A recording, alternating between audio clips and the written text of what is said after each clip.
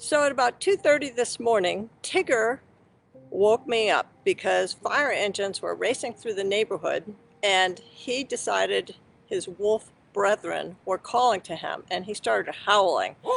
Three long howls that echoed through the night and certainly kept me from sleeping.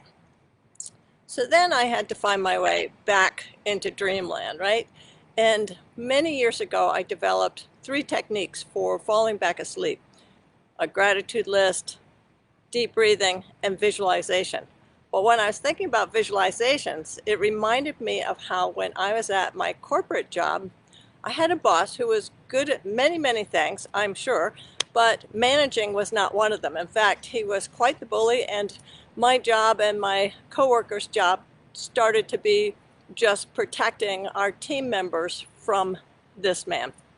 So what happened was that because I was a rather quiet person and had at times difficulty fending off the tirades of this person, I would stuff it all in, and it would wake me up in the middle of the night. I'd wake up from a dream nightmare where I was arguing with him, finally getting to say all the snappy comebacks that I'd wished I'd said during the day.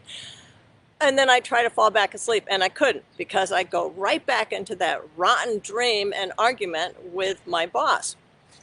So this was contributing to many sleepless nights. And one night I woke up from this and I thought, this is ridiculous. It's not like I can do anything about this right now. He's not even here. And so then my little sneaky imagination said, well, what if he were here?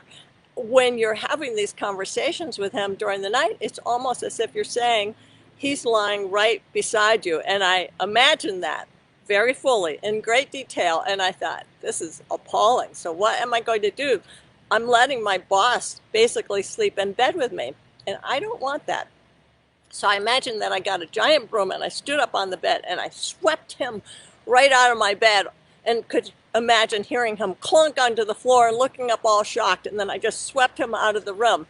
So I did that several nights in a row, and it worked. So after a while, all I had to do was just imagine my broom, and off the bed he'd go. So I shared that with a few of my team members, and they started sweeping him out of their beds too. Whatever technique you use, whatever visualization, imagining that that person or persons who are stressing you out is right there with you, and then imagining that you take care of it, is really an effective tool. So if you've got someone who's showing up in the middle of the night in your dreams when you should be being restful, imagine that you sweep him or her out of bed, or maybe you get a vacuum cleaner, suck it all up, or pack him into a big crating box and ship him off via UPS, whatever it is.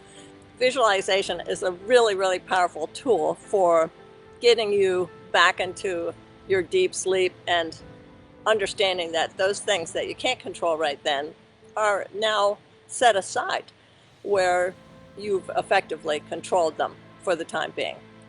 If this resonates, if you have a story about how you've managed to deal with a boss who's boring into your head during the wee hours of the morning when you should be sleeping, or just a way to get back to sleep when you've been woken up, let me know in the comments below.